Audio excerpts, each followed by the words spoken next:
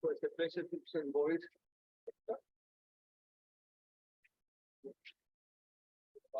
Ergodic average along polynomial for. Thank you. So I'll talk right now about some recent developments in understanding the limiting behavior of multiple ergodic averages that involve commuting transformations with polynomial iterates.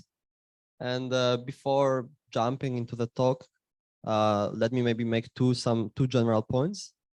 So first, whereas the previous talks focused on understanding this broad phenomenon called joint ergodicity, here I'll try to give some structural characterization of these averages, but by making as few assumptions on the system involved as possible.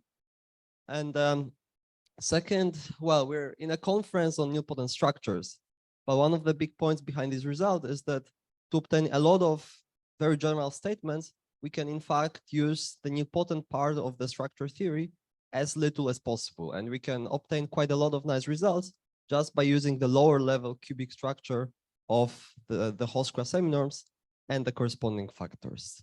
And I hope I'll give you a sense of how this works in the talk. And this is all based on joint work with Nikos Verzikinakis.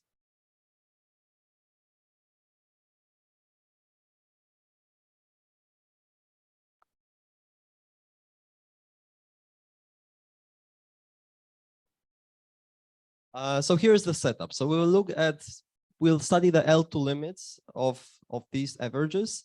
Here we're taking some standard probability space and some transformations on this space, which preserve measure.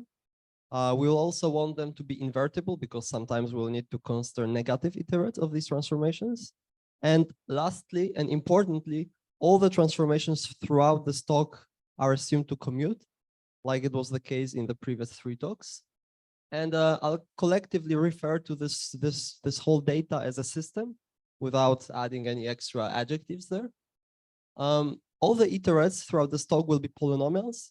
These will be polynomials with integer coefficients and with 0 constant terms. I will not reiterate this assumption later, but I will assume throughout the talk that the polynomials have 0 constant terms.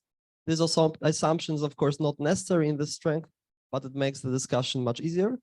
And I'll refer to polynomials satisfying these 2 conditions as simply integral. And lastly, all the functions that you'll see on these slides will be bounded in the L infinity norm. In fact, for the sake of simplicity, you can assume that they're bounded by 1 in the L infinity norm. We can always make this assumption by a simple scaling argument. So the first question, of course, is why do we even care? Why do we study the limiting behavior of such averages? And the motivation, of course, comes from the polynomial similarity theorem of Bergels and Leibman, a special case of which is stated on the slide. So let's take a system and let's take a collection of integral polynomials. Then this special case of the theorem states that for each set A of positive measure, the following intersections have a positive measure on average, in the sense given by the expression on the slide.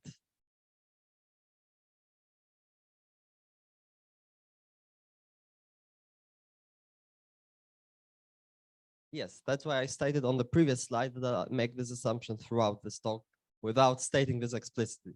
Because every time I'm giving this talk, someone doesn't listen and points out that I should make this assumption. So that's why I'm emphasizing this now. Every polynomial here will have 0 constant term. And once this is said for the first time, let me move on to the combinatorial corollary, which is why this result is of interest.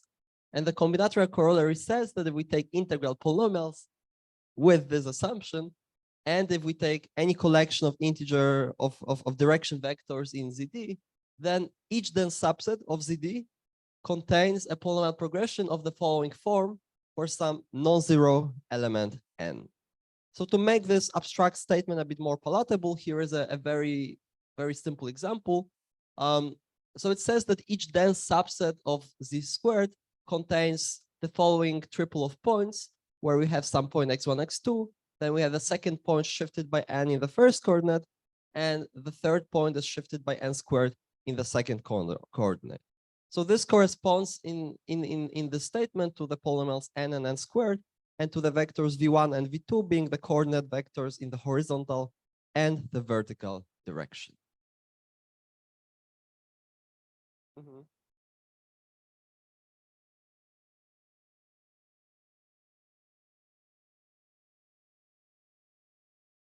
Mhm.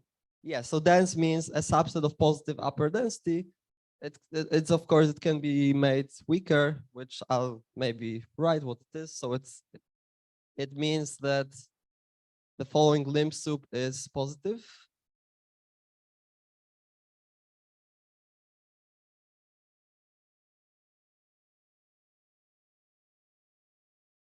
So dense roughly means that the set contains a positive proportion of natural numbers in the following sense. Okay, and this is not the strongest possible version. This can be made, the statement can be made much stronger. So polynomial similarity theorem motivates why these averages are interesting, but at least in the original form, it doesn't give convergence. So in this statement, note that we have a limit of an average rather than a proper limit. We do know, though, that the limit exists, and this is a special case of a very, very general result of Walsh, which states the following, that if we take a system, a collection of integral polynomials, and any collection of bounded functions, then the following limit converges in L2. And of course, once we know the limit, the next question to ask is, what can we say about the limit? Can we somehow characterize the structure of this limit? And this is the question with which we'll be preoccupied for the rest of this talk. So there are various special cases of this question. One of them has already been discussed broadly during this morning, and this is when are the polynomials jointly ergodic for the system, in the sense that the following average converges in L2 to the product of integrals of the individual functions. So this topic has already been discussed very broadly by the previous speakers. I'll focus on something much more general. So in general, in ergodic theory, when we try to characterize the structure of a limit, there are two very intertwined approaches that we can take. The first one is that we can take a factor, can try to look for a factor, meaning a T-invariant sigma algebra of the original system, with the property that the limit goes to 0 whenever at least one of the functions is orthogonal to this factor in the following sense. Alternatively, we can look for a seminorm which controls the limiting behavior of this average in the same sense, that the limit goes to 0 if any of the functions has a vanishing seminorm. And if this happens, we do say that either the factor or the seminorm controls the average. We also say that the factor is characteristic for this average. And let me note here that the factor or the seminorm that we choose may depend on the index. And in general, especially when we deal with commuting transformations, it will. So for a different index from 1 to k, we will have different factors or different seminorms that control the limiting behavior of this average. The factor approach has a long history. It dates back to Furstenberg's multiple recurrence result. And as I said, these two approaches are very intertwined, although there are some differences. So the factor approach is more dynamical. It tells us something about the structure of the system. The seminorm approach is more analytic, but they are connected in a way that I'll explain in a moment. So let me give you a crash course on the Hofstra structure theory. So in their seminal paper from almost 20 years ago, Host and Crete defined a family of seminorms, which since then have proved immensely useful for studying this kind of questions. This is a family of seminorms which depends on the system, and it's indexed by natural numbers. And originally, it was introduced because of the following property that it satisfies. Namely, for any collection of functions which are bounded by 1 in the L infinity norm, the L2 limit of this average is controlled from above by some absolute constant, depending only on the length of the average, and the L2 norm, the degree L Hofstra seminorm of any of the functions involved in the average. And in particular, this implies that the limit goes to 0 whenever at least one of the functions has a vanishing seminorm of degree L, And in this sense, this result shows that the Hochschild seminorms quantitatively control these linear averages. And since then, they have been used to control many other expressions. So for instance, if we have pairwise distinct integral polynomials, then we can also use Hochschild seminorms to control the relevant averages with a single transformation. In the sense that there exists some S which depends only on the polynomials, and in fact, it depends on much less than just the polynomials, such that the average goes to 0 in L2 whenever at least one of the functions has a vanishing Hochschild seminorm of degree S. These Hochschild seminorms satisfy a lot of very nice properties, which partly accounts for their utility in handling ergodic problems. One of them is the monotonicity property, which means that for every function, low degree seminorms are bounded from above by high degree seminorms. And this also shows that being able to control a certain average by a low degree seminorm, such as the degree 1 or degree 2 seminorms, is in general a much harder task than controlling it by some high degree seminorm. These Hochschild seminorms are also naturally associated with a certain family of factors. So there exist factors, which I'll denote this way, such that a function f has a vanishing degree s seminorm, even only if it's orthogonal to the factor of degree s minus 1. And these factors satisfy a lot of nice properties. So for instance, the factor z0 is simply the invariant factor. So in particular, if the transformation t is ergodic, then the projection of f onto the z0 factor is just the integral of f, so it's a constant. If t is ergodic, then the z1 factor is the Kronecker factor of the system. So this is the smallest factor with respect to which eigenfunctions of the system are measurable. And for higher s, we unfortunately do not have such an explicit description. However, we do know that the zs factor in general is an inverse limit of certain algebraically structured systems called S-step Nil systems. And this deep result is the content of the famous Hochschild structure theorem. And before I'll jump into the results, let me introduce one more factor, which is very relevant for polynomials. And this is the so-called rational Kronecker factor. So the rational Kronecker factor is the factor of the system which is generated by all sets that are invariant under some power of the transformation T. In other words, this is the join of the factors. This is the join of the invariant factors of T, T squared, T cubed, and higher powers of T. So let me give some examples to illustrate how this factor behaves in two extreme cases. So first, if I take an irrational rotation of the torus, then up to null sets, the rational Kronecker factor is the same as the invariant factor, which in turn is the same as the trivial factor of the system. And hence the projection of any function onto any of these two factors is simply the integral of f. By contrast, if I take a periodic system, such as a rotation on n elements, then T is ergodic, but T to the power of n is the identity map. So in particular here, the invariant factor is the trivial factor, but the rational Kronecker factor is the full power set of the system.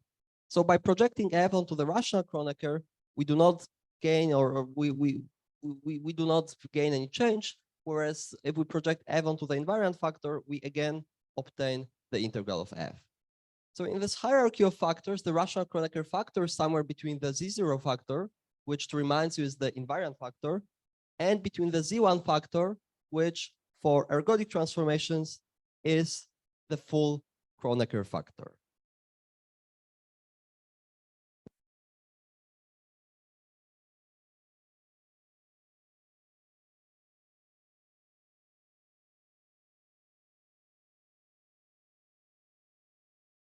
So let me now give you a sense of how these factors are useful in ergodic theory. So if T is totally ergodic, then meaning that not only T is ergodic, but every positive power of T is ergodic, then these averages are known to converge to the integral of f in L2.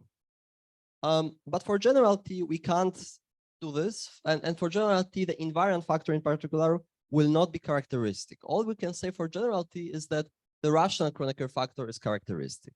And this is because every polynomial which is different from n or an translate of n has so-called local obstructions, meaning that it does not equidistribute modulo all the primes. And because of these local obstructions, we have to take the rational Kronecker factor here rather than the invariant factor.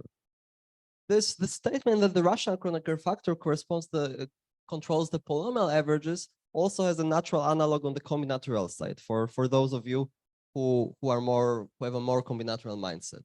So on the combinatorial side, the natural analog of this expression would be a counting operator of the following form. Here the functions are one-bounded, and let's assume that they're compactly supported. So in the additive combinatorics, we often want to bound this expression to get some structural information on this expression. And in particular, if this expression is large in a vague sense that I'll not define, then we know by some fairly elementary arguments that F1 has a large average on arithmetic progressions of small common difference and an appropriate length. And the rational Kronecker part corresponds to the fact that it has large average on arithmetic progressions rather than on intervals of integers. And basically, the larger the expression here, the smaller the common difference of these arithmetic progressions. That's the connection, sort of. So having discussed this simple example, let me briefly summarize what we know for multiple ergodic averages of a single transformation. A lot is known in this case. Perhaps the most basic result is that these averages are always controlled by some Hofstra seminorm. And this is, I think, due to Hosenkra.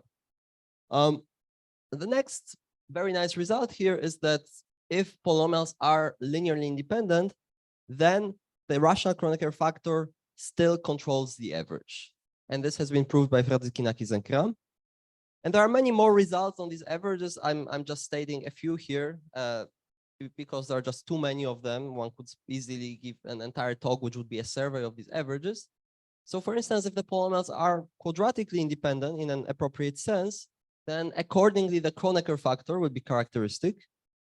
And there is also an old result of Bergelson that precedes pretty much all of this, which says that if the transformation T is weakly mixing, then no matter what polynomials we have, as long as they're distinct and integral, then the average converges to the integral, the product of integrals of the function. And this is a very special case of this joint ergodicity phenomenon that has been discussed so extensively this morning. So for the rest of the talk, I'll summarize the results that Nikos and I have proved on the topic, and I'll try to give a sense of how some of these results are proved. I'll first give a very brief summary, and then I'll expand on some of these statements listed here. So for general commuting transformations and integral polynomials, we do examine the following L2 limits, and we prove, among other things, the following statement. So first, we give some limiting formulas in the case when the polynomials are linearly independent, or in the case when, sorry, should be T1 through Tk here, when the transformations are weakly mixing. From this, by some very standard arguments, we can obtain some lower bounds for the multiple recurrence of these statements. In order to be able to prove all of this, we start by obtaining a control of these averages by Hofstra seminorms, and this we are able to do in most cases of interest. And from this, we also obtain a so-called nil plus null decomposition for multi-coloration sequences, meaning that given a multi-coloration sequence associated with its average, we can decompose it as a sum of a nil sequence of some bounded step and a sequence which goes to 0 in uniform density, so-called null sequence. So let me start with the first of these results, namely in the result where we have linearly independent polynomials. So we have two statements here. First, if the transformations are totally ergodic, then we are able to prove that the average does converge to the product of integrals. And second, for general commuting transformations, we know that we show that the rational Kronecker factors control or are characteristic for this average. And this result has been widely expected to hold, but only some very few special cases of this were known. So for instance, part 1 has been known before, but only for distinct degree polynomials. This has been due to Chuf, Radzikinakis, and Host. They also had some partial results towards 2, but they haven't been able to prove 2 for in the case of distinct degree polynomials in the generality stated here. And as long as the polynomials were not distinct degrees, then pretty much nothing was known until a few years ago. And this case was wide open, and structural results like this were not even known for this very simple example where we have a double average along 2 quadratic linearly independent polynomials. And from this result, we get a corollary which gives us lower bounds on the multiple recurrence. So we show that if we take any linearly independent integral polynomials and any measurable set and any positive epsilon, then the following intersection satisfies the following bound. For this should be reminiscent of what Ethan was talking about. This is the same kind of optimal bound that we're hoping for. So we're showing that this holds for a synthetic set of values of n. Synthetic means that the set of n for which this holds has bounded gaps.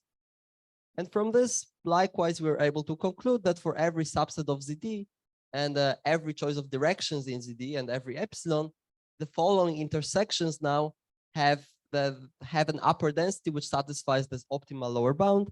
And again, this holds for a synthetic set of the values of n.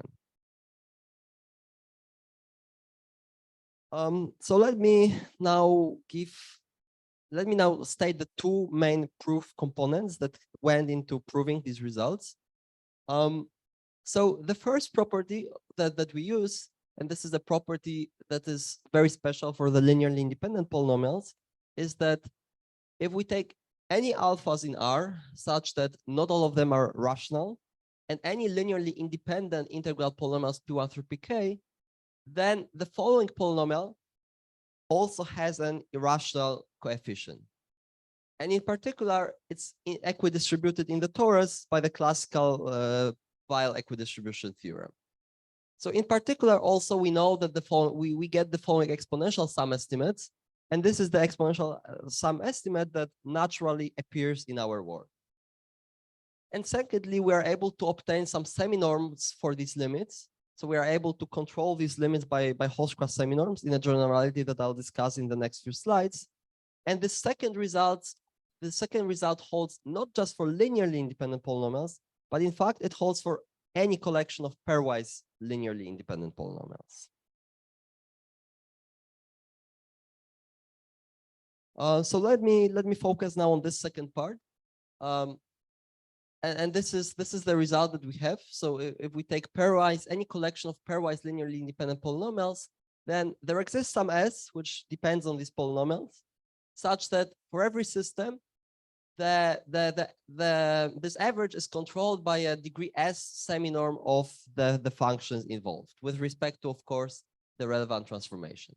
In the sense that this average will go to 0 in L2 whenever any of the Fi's has a vanishing degree S seminorm with respect to the transformation Ti that acts on it.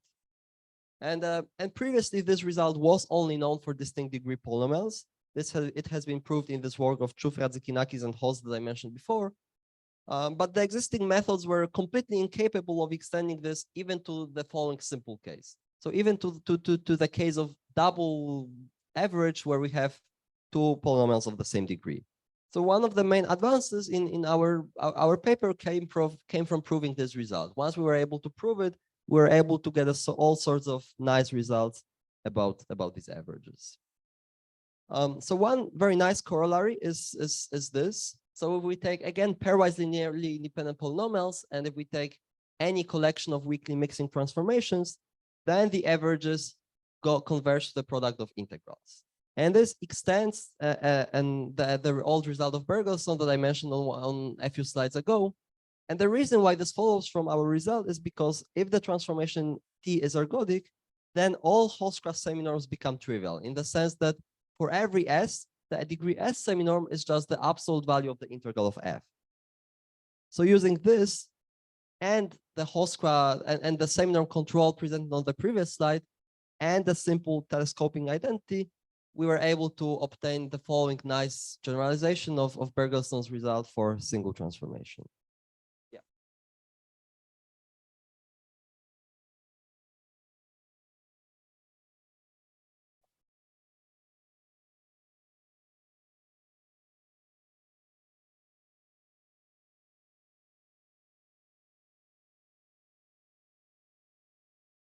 Generalization of a special case of your result.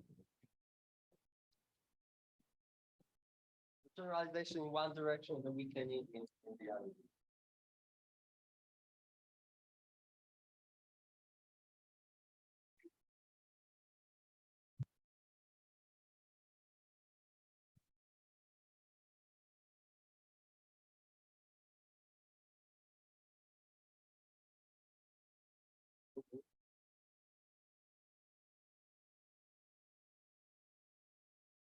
But actually, so when they're not pairwise linearly independent, then you have to assume some conditions on the compositions of the transformations, and then this will still hold.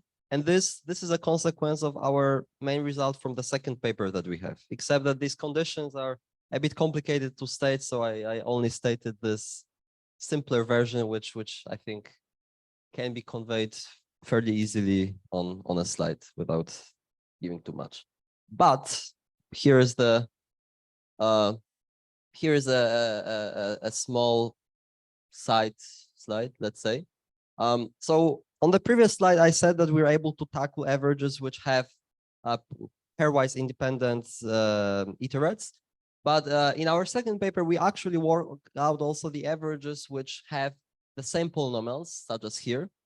So one question that one can ask about these averages is, when are these controlled by host class seminorms? And there are some natural assumptions that one can assume, that one has to assume for this to be the case. So for instance, if there is a function which is invariant under T1, T2, then using a similar argument to the one presented by Będlewo during his presentation, one can show that this thing will not in general be controlled by a host class seminorm. But in our second paper, we're able to show that this condition is not only necessary, but is also sufficient. So assuming that all the invariant functions under the composition are those functions which are simultaneously invariant under both T1 and T2, we are able also to obtain seminorm control for averages of this form, where the polynomials are the same or pairwise dependent. So we tackle this case as well. It's just that this case is much more complicated to state. So I restricted the presentation to the simpler case from the second slide. Yeah.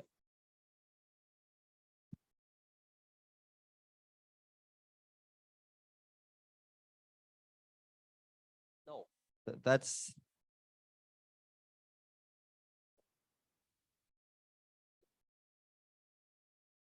So for instance, in the work of Będlewo, Andreas, Andreu, and Sebastian, they also deal with such averages, but they also have a condition which would involve the composition of T1 inverse T3 and T2 inverse T3.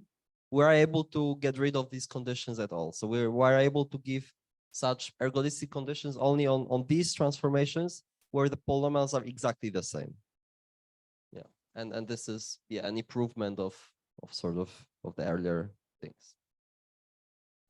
And okay, so for the rest of the talk, I'll try to give you a sense of how these results are proved. And specifically, I'll focus on this very simple example, which, as I said before, we knew nothing about, or almost nothing, except for some partial results of Będlewo, Andreu, and Sebastian, which I'll state shortly. So let's assume we are dealing with this average, and let's assume that T and S are totally ergodic and that they commute. And I'll try to convince you that this identity holds. So the proof, yeah. No, each of them is totally ergodic separately. Yeah, not the group. Yeah. So the first thing that one needs here, okay, maybe before that, the usual approach to do this would be just to run the pet and try to obtain the seminorm control just by running the pet for this average. But the problem is that the averages, that the seminorms that one obtain in this way are rather ugly. And in fact, one can only control the L2 norm of this average by an average of certain box seminorms, which depend on TS, but look quite complicated. Będlewo gave an example of this on his slide, and if you remember what he did, then this shows the level of complexity that one has to deal with. So one of the very nice results of Będlewo, Andreu, and Sebastian was, Andreas, not Andre, sorry, and Sebastian was to upgrade this ugly result obtained from PET into obtaining a proper, into controlling this average by a single box seminorm, which involved only two principal directions, kind of. So it only involved S and T inverse S. So this was sufficient for obtaining nice joint ergodicity results that the guys have discussed. However, this has not been sufficient for proving some more general structural results on averages like this. And in order to do so, we upgraded this result into controlling this average by a proper host-class seminorm. So not just a box seminorm, but a proper host-class seminorm. And this is one of the main ingredients of our paper.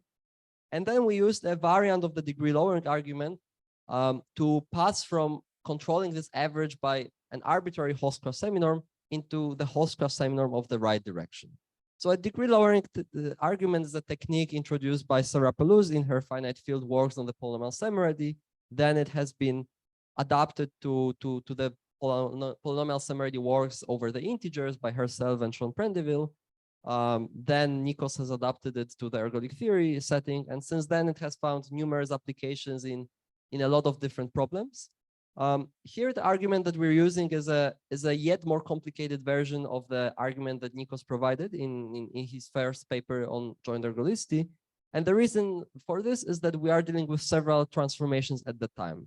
And this causes a lot of extra difficulties that are not present while doing degree lowering for a single transformation. So the degree lowering that we provide here is also new, and it caused us quite a lot of pain to prove it. But the result that we got in the process is very general and has allowed us to prove very nice statements like this one. I'll not focus though on giving the details of the degree lowering. If you're interested, then the paper by Nikos on joint ergodicity has a very nice exposition with an example. I'll focus instead on part 2, which is a completely new thing and for which we had to introduce an entirely new argument. Before I do this, let me make sure that we all understand what definitions are there. So you've seen probably definitions of the host-class seminorms, but host-class seminorms can be generalized to so-called box seminorms, which also appeared in the previous 3 talks. So in the very simple case where we have 2 transformations TS, the box seminorm associated with these transformations is given by this expression. So you can think of this as an average over the following cubes, where in one direction the cube goes by transformation T, and in the other direction it goes by the transformation S. And we can similarly extend this definition for higher degree seminorms in a more or less obvious way. So this is the result of Będlewo, Andreu, Andreas, and Sebastian that I mentioned earlier. So they showed that if we have this average, we can control it by a seminorm of the following form. So this seminorm involves 2 transformations, S and T inverse S. The reason why S appears there is sort of obvious. S is the transformation that acts on G. The reason why T inverse S appears is maybe less obvious, but when you do PET, you have to compose this average with something like T inverse N squared, and then the transformation that acts on G, its highest degree polynomial corresponds to the transformation T inverse S. So this is why these compositions also appear here. And our input, as I said before, is to show that in fact we can find S, small s, such that the following proper host-class seminorm controls this average. And we do this via a new technique, which we call seminorm smoothing, and which I'll introduce shortly. And as I said, the stronger seminorm control is necessary for the degree lowering argument. At least up to now, we don't know how to use just the box seminorm in order to perform degree lowering efficiently. So, okay, how does this argument work? So we will now play some ping pong here because the argument goes by a 2-step strategy, which resembles ping pong a bit. So what we do here is we pass information from function G to F and then back from F to G in a similar way that we would pass a ping pong ball from one end of the table to the other. So suppose for simplicity that this seminorm controls the average in the sense that this thing goes to 0 whenever this seminorm is 0. Now, in the first step of the argument, we use this control in order to show that this kind of seminorm controls the average. So in this sense, we pass information from G to F. And in the second step, we use this kind of auxiliary control to show that this seminorm controls the original average. This is a relatively simple setting. The argument becomes much more complicated when this seminorm has higher degree and also involves S.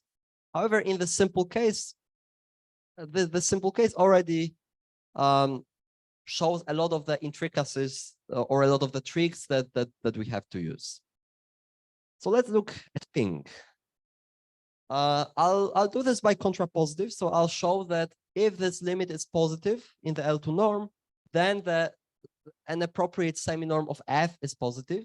So let h be the limit here, and let g be the following function. So it's an average of certain product, and this function is constructed in such a way that if you rewrite the square of this L2 norm as an inner product, then it can be rephrased as the correlation of g, of small g, with the structure function big G. And now by using the Cauchy-Schwarz inequality, we can bound this by the L2 norm of big G.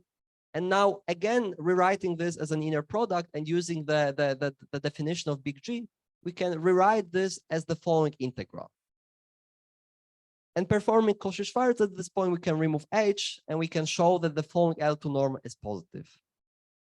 The important thing here is that we passed from the original average where we had arbitrary functions f and small g, and we passed to the following average where the arbitrary small g has been replaced by this very structured big G, which can be expressed as an average, and it's the structure of the big G which we will use, which we have used both in this passing and which we will use in the next steps. So recall the assumption. We're assuming that this goes to 0 whenever this goes to 0. Or equivalently, that if this is positive, then this is positive. And we assume that this holds for all functions g. So in particular, we can use this with the function big G. So we showed in the previous slide that if this L2 norm is positive, then this L2 norm is also positive. So by using now this assumption, this gives us that the following seminorm of the big G function is positive. And now at this point, we use the inverse theorem for degree 1 seminorm. So we know that the degree 1 seminorm can be expressed as a correlation of big G with some function which is invariant under this composition. In fact, we can give a very explicit description what this function u is. So u is here the conditional expectation of big G onto the invariant factor with respect to this function. But this doesn't matter. What matters is this invariance property. So in particular, what it gives us is that S times U, S acting on U is the same as T acting on U. And let's now see how we use this property.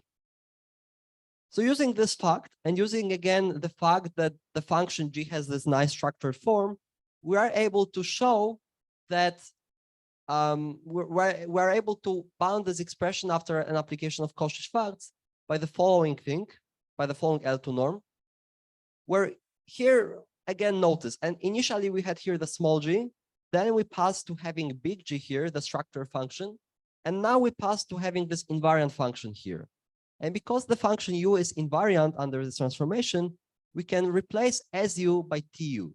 So we end up with an average which involves only a single transformation. And this is the major simplification. This is the simplification because we know very well how to handle averages which involve only a single transformation. So using known results for a single transformation, we know that we get that some degree, some T seminorm of the function f is non-zero. We also get from this that some T seminorm of u is non-zero. However, u is not the original function. So this result doesn't really tell us that much here. So this is the pink step. This is how we passed from having a control by G to some control by F. In the Ponk step, we would argue similarly. So in the Ponk step, we would similarly reduce to averages of this form, where now we would replace F by a dual function of F of some degree S, which is associated with this transformation. And these functions are also very structured. We know how to deal with them. In particular, after applying van der Korput finitely many times, we can completely get rid of this from the average. So when you see an average like this, really you should think of this as a single average twisted by some term which can be easily disposed of. And because of this, we can control this average by some seminorm of G. So for longer averages, the argument goes more or less similarly, but the induction becomes quite more complicated. So let me give you a brief idea of what happens if we have three commuting transformations, T as R. So the most complicated averages here are those which involve different transformations at each step. The least complicated, and those that we know how to understand by previous works, are those that involved only the same transformation everywhere. And the induction here goes at gradually passing from one of them to the other. So starting from an average like this, in the pink step, we would reduce it to an average which has T, S, and S.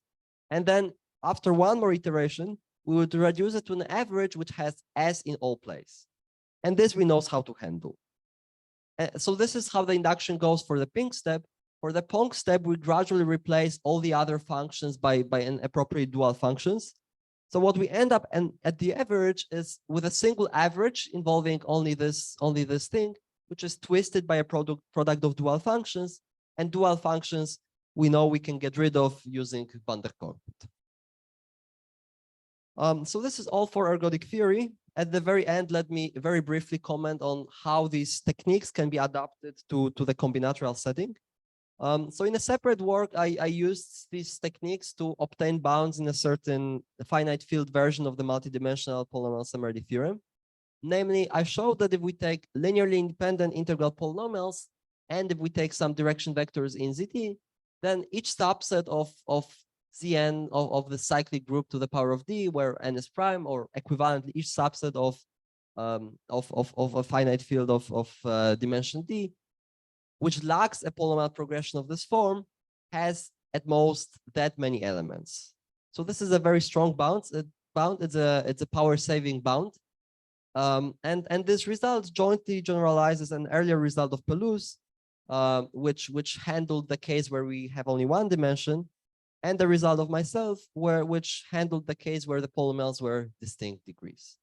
So this result uses everything, not everything, but it uses most of these new advances that Nikos and I have developed in ergodic theory. It also uses a few new things. So for instance, it uses a quantitative concatenation result for certain box seminorms, which is of independent interest. This is, however, a different story. I'll stop here. And thank you very much for attending this morning session.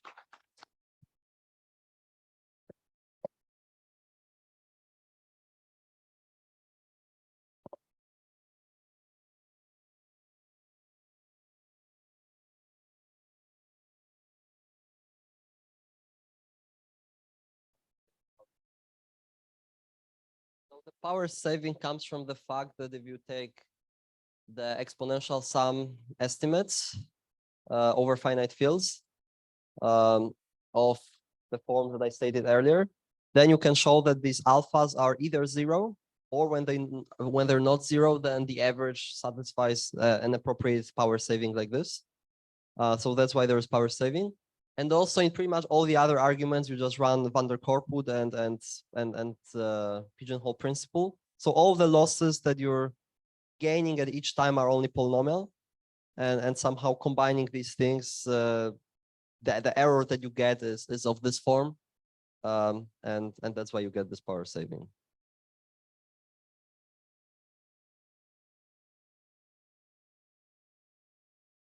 We haven't tried yet.